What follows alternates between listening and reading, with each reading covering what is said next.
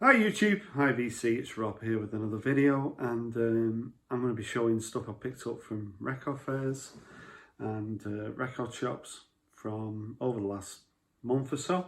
So I've got a little bit of stuff to show, so better get cracking. So record fairs have started again, and there was one in Stockport on Sunday, so I went along there and there was a guy selling brand new albums, but I got chatting to him and they were returns from Amazon. So he buys pallets of records that have just got sort of sleeve damage that get sent back. So and they were a tenner each, and these are all albums that sort of over the last 12 months I've been streaming, but they've just been sort of put on the back burner a little bit. But when I saw them for a tenner, I had to pick them up. So the first album is an album that came out last year. It's The Idols and Ultra Mono. So The Idols are from Bristol, and this album's got an absolute brilliant track on it called Model Village, if you want to check that song out.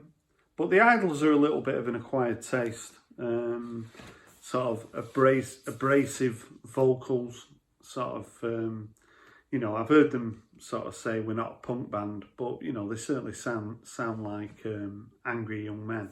But this is a pretty solid album, so yeah. The Idols and Ultra Mono. Second album I'm going to show is by a brand new band who released this album at the beginning of the year, Black Country, New Road.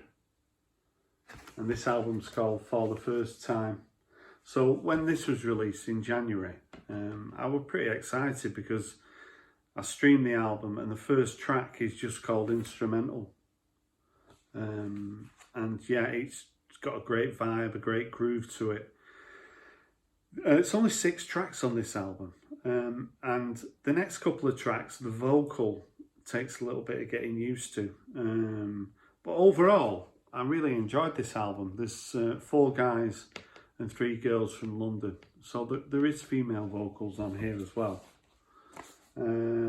Certainly a little bit of a jazzy vibe to it. It's got a really nice booklet with it as well, with the lyrics, some really nice images.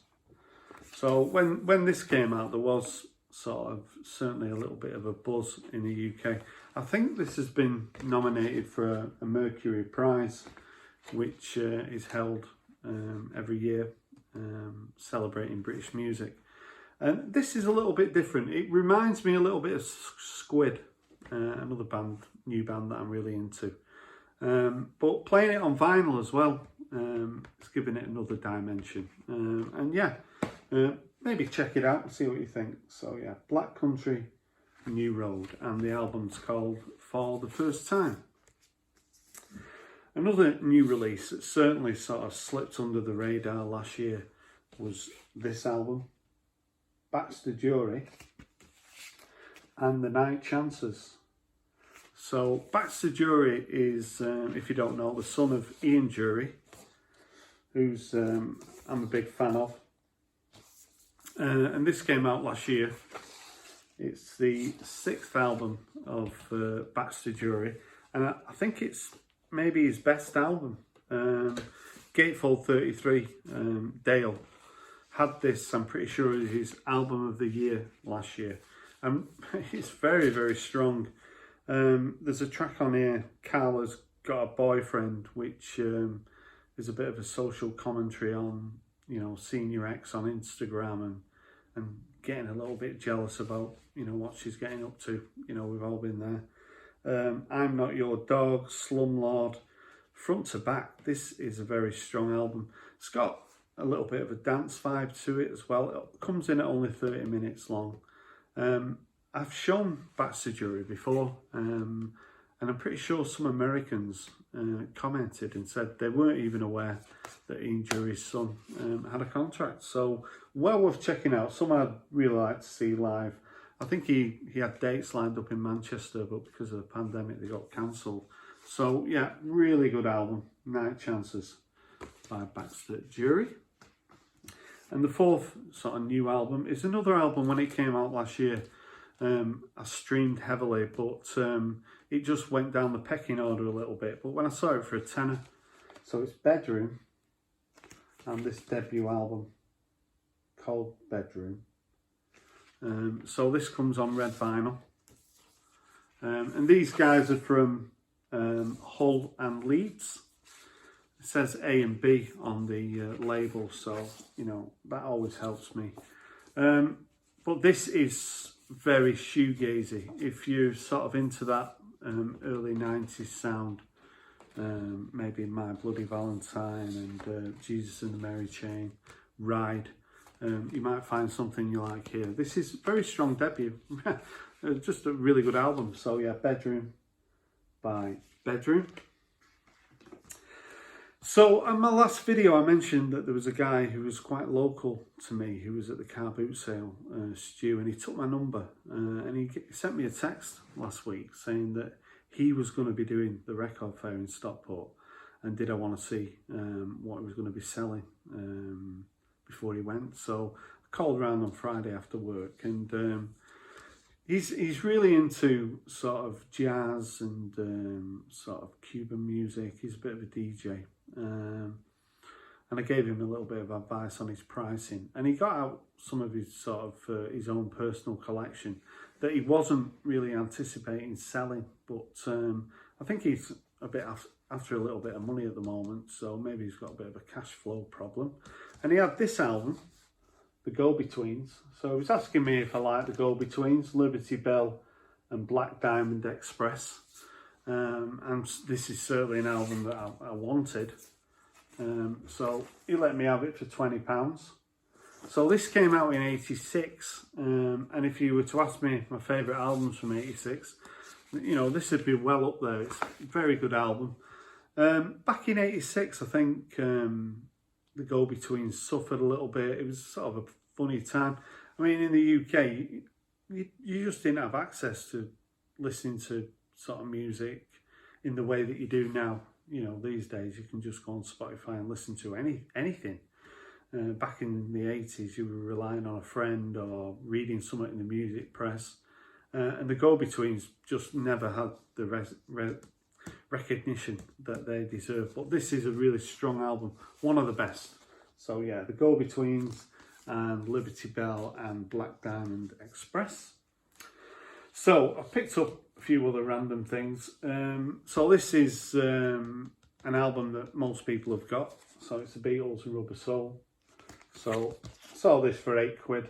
One of the Beatles albums that I was missing. So and it's one of my favourites actually. So yeah, pleased to add that to the collection. And I was in a record shop and I saw this album, The Cure, and 17 Seconds from 1980. So I'm not the biggest Cure fan. I do like their early stuff. This has got A Forest on it, which is one of my favourite singles from the early 80s.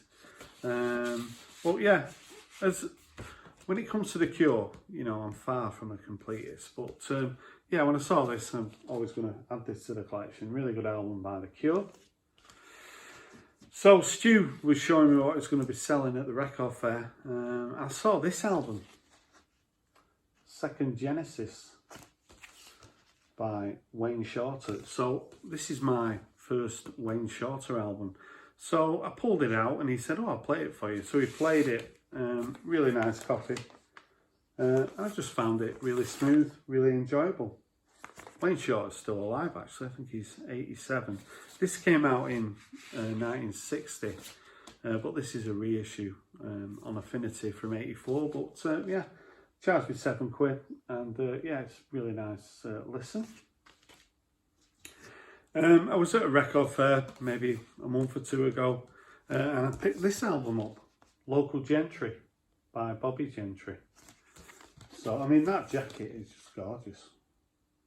But Bobby Gentry is another artist who, you know, when I was growing up, I don't think I'd ever heard of Bobby Gentry. In fact, maybe not even until sort of joining the VC. A lot of people in America fond of Bobby Gentry. And I thought, yeah, I'll give it a listen. I didn't really know what I was letting myself in for. absolutely beautiful vocal. There's 3 Beatles covers on here, so this album wasn't really that well regarded in her back catalogue, but listening to it, I just loved it. The 3 Beatles covers are Fool on the Hill, Eleanor Rigby, and Here, There and Everywhere. But yeah, I really enjoyed this Bobby Gentry album. So I went to pick some stuff up from Record Store Day 2, picked a few things up, and off the back of that Bobby Gentry album, I picked up this Bobby Gentry album.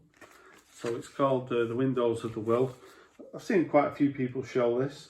It's got a gorgeous cover of This Girl's in Love with You. And this is kind of got more of a sort of a little bit of a jazzy feel to it. Not too much, but the vocal is just absolutely gorgeous.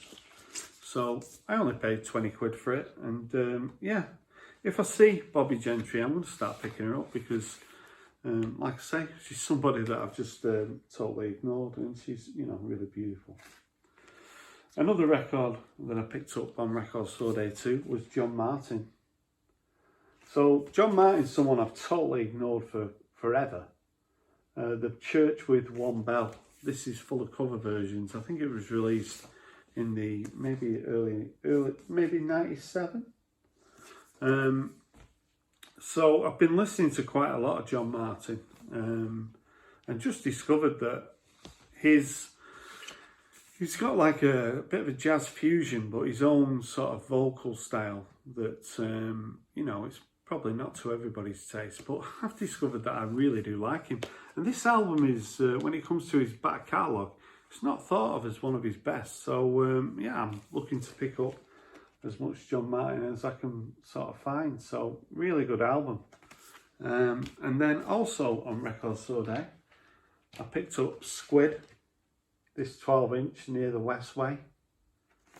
So this is a Record Store Day exclusive with 2 live recordings, 2010 and DFM extended version. So Squid they've released 1 album and a few 12 inches. There's not a lot out there.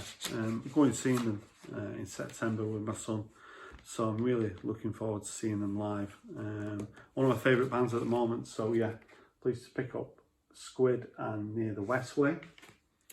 We've just had Father's Day, although it may have been about 5 weeks ago in the UK.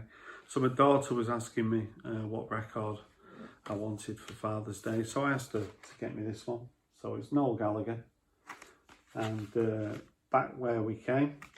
So this is a double sort of best of Noel Gallagher. I know there was a coloured version available, but I think my daughter got it from Sainsbury's.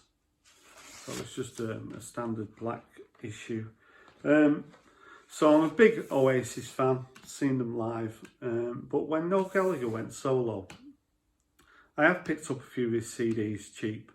And when I listen to them, I quite like them. But over the last sort of 12 months, I've been sort of getting into Noel Gallagher's solo work. So I thought this was a good opportunity to start my vinyl Noel Gallagher collection. So yeah, really good comp by Noel Gallagher.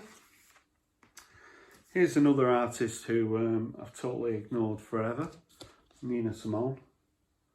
So I've been streaming Nina Simone and just really enjoying her vocal. This is a budget but I think it's from sort of 1970. The album at the Newport came out in 1960. But I've discovered that Nina Simone albums, you know, they're not freely available in good condition at a good price. I had to pay a tenner for this, but it's in really good condition and it's a really good album. So yeah, Nina Simone at the Newport. So at the record fair, there's a guy there who sells a lot of sort of really good jazz and soul music. And I was in a little bit of a fusion mood. And I always try at record fairs to maybe pick up something a little bit different, maybe something a little bit expensive that I've not seen before. I've never seen this before. So Coral Rock by Archie Shepp. So this is jazz fusion at its maddest. But I've played it a few times. I've really enjoyed it. Archie Shep was on that Impulse comp that I got recently, and I started to stream some of his stuff. Streamed it in work. Didn't get much work done, but certainly enjoyed it. And this really nice jacket as well. So this album's from 1970, and yeah, pretty all over the place, jazz fusion, but really enjoyable. And finally, an album that Stu said he couldn't get into, so I think he only charged me £3 for it. So the best of Herbie Hancock.